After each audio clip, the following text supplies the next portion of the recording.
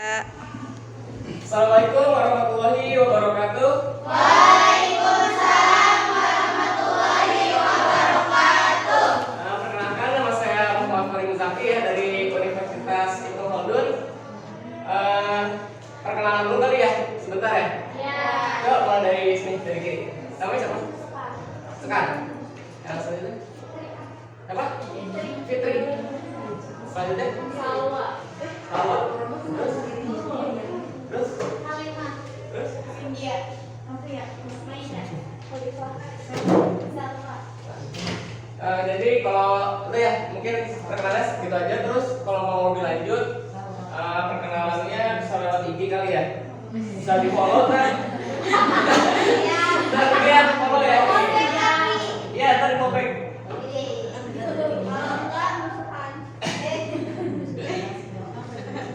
Ya itu sih. Catat aja lo ya. FHRI Muzaki. Iya. K-nya pakai K ya, bukan pakai K. Nah, jalannya Kak, aku dari apa? Nah, ya. Jadi pada kesempatan kali ini saya akan menjelaskan pelajaran dari SKI. Nah, SKI itu adalah sejarah kebudayaan. Nah, sebelumnya sejarah itu apa? Ada yang tahu nggak? Ada lagi? Lagi nggak? Ada ya.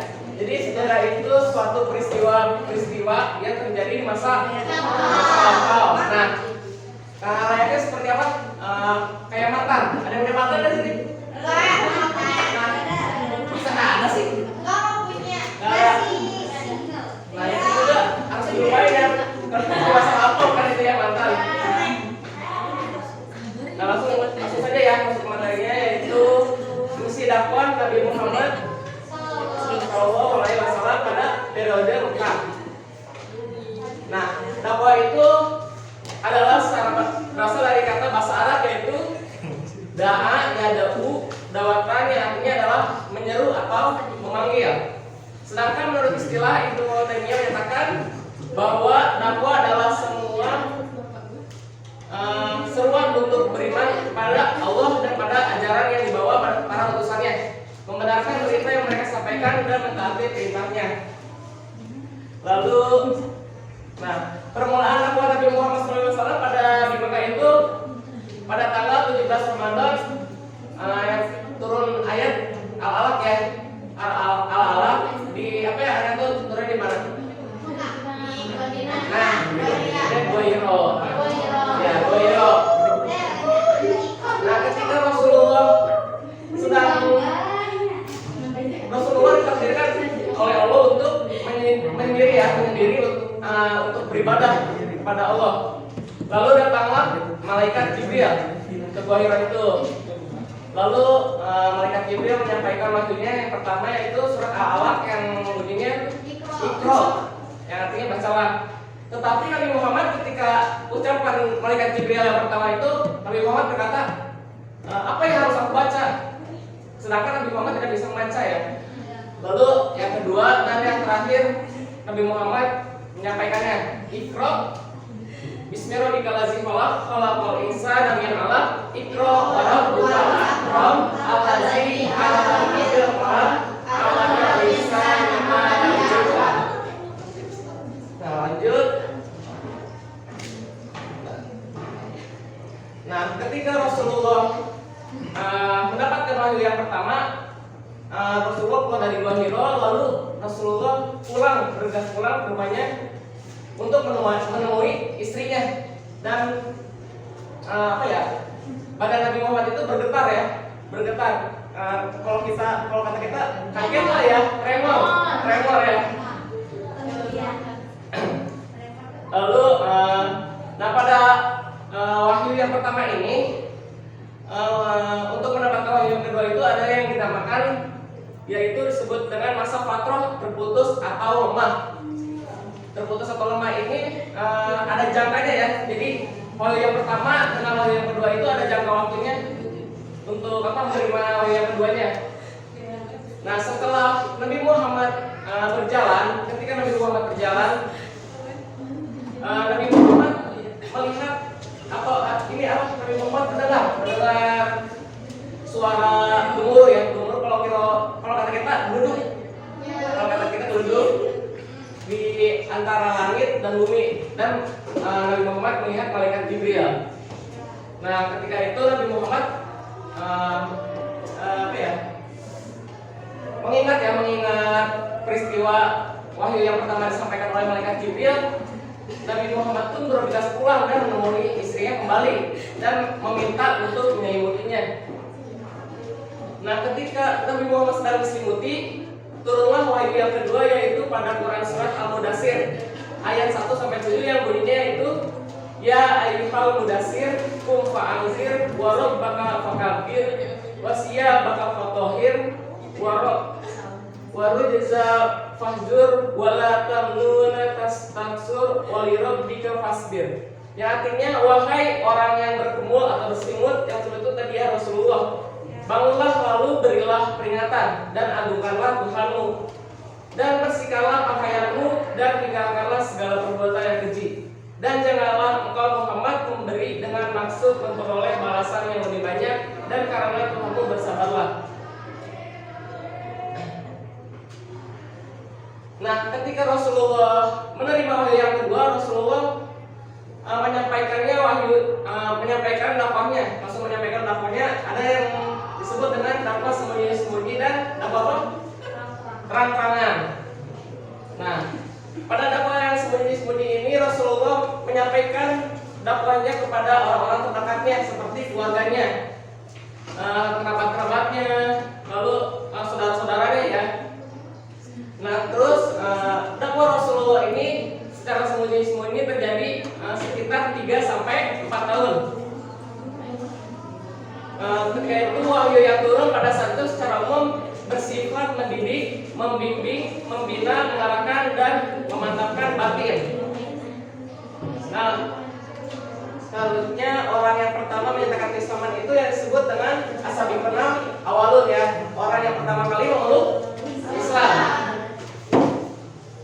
Nah, orang-orang yang pertama memeluk Islam itu salah satunya itu Khadijah istrinya, Ali bin Abi Thalib, Zaid bin Haritsah anak-anaknya, Abu Bakar sahabat karibnya, lalu Ummu Aiman.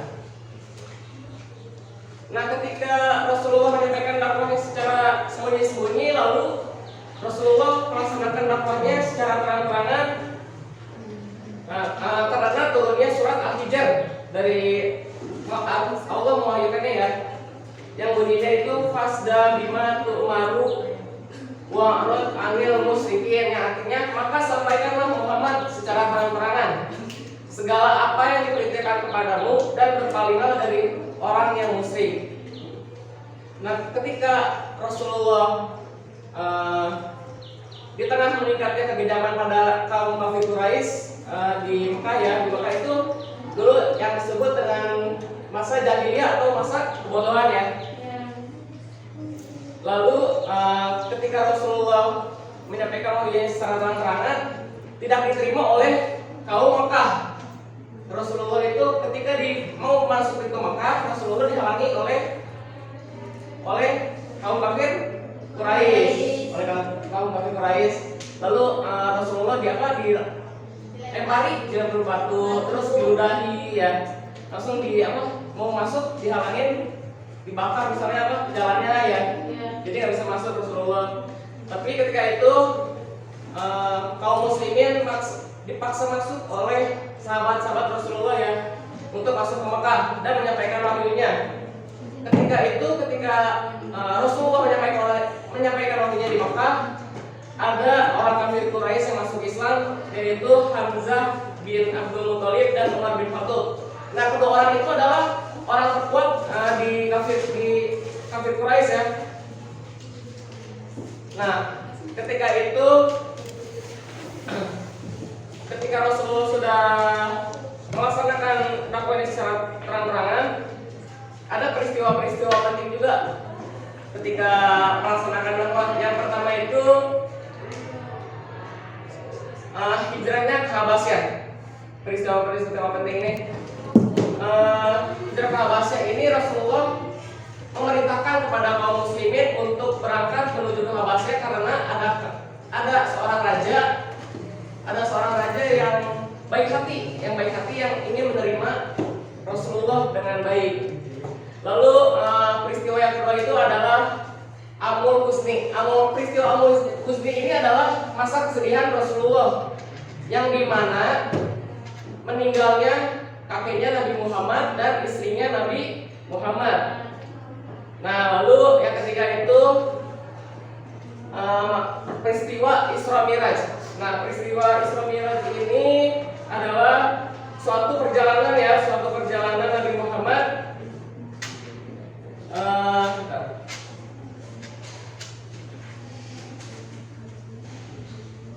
Nah, peristiwa Isra Miraj ini adalah perjalanan Rasulullah pada satu malam dari Masjidil Haram ke Masjidil Aqsa.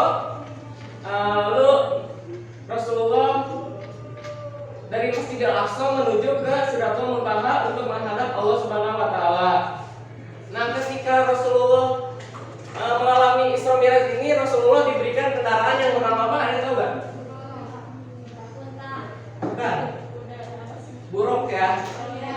Kendaraan yang namanya buruk. Yang itu kecepatannya seperti apa? Kilat ya, seperti kilat atau petir. Nah, lalu Rasulullah berangkat menuju langit yang pertama sampai langit ke-7. Nah, lalu Rasulullah pada langit ke-7 ini Allah mewahyukannya untuk melaksanakan ibadah sholat. Ketika ibadah sholat ini Allah mewahyukannya untuk 50 rakaat. Untuk 50 rakaat. Bayangkan kalau kita sholat sekarang 50 rakaat. Ya, setiap waktu, setiap menit azan lagi, sholat lagi ya. 5 waktu aja udah ini ya, kita yang pernah motong. Ya. Dan akhirnya sampai sekarang itu sholat 5 waktu ya. Lalu peristiwa yang keempat itu adalah hijrah ke Yathrib. Nah, pada hijrah ke Yathrib ini